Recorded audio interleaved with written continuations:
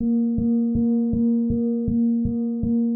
intention of every law school is to produce outstanding, good law graduates. The requirements of any law school to produce outstanding and good law graduates are good faculty members, dedicated teachers, lecturers, law professors, the facilities of the law school.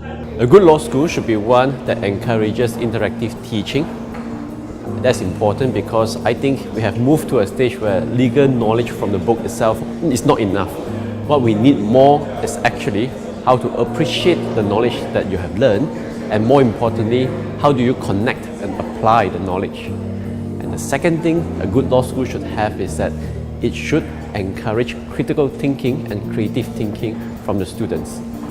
And there are 6 thinking skills that ought to be developed.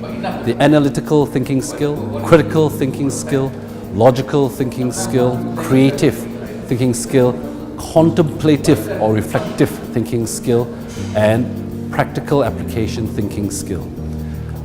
So these are what I would call thinking or intellectual skills.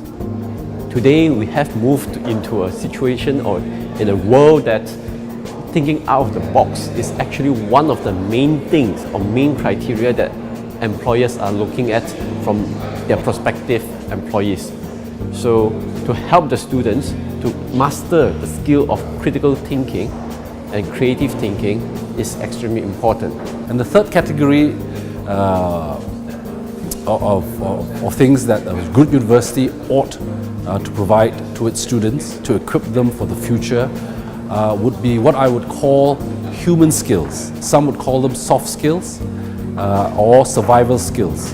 And these would be things like motivational skills, discipline, time management, empathy, humility. And in addition to that, I think interpersonal skill is also something that a law school should impart on their students, because lawyers deal with a lot of people.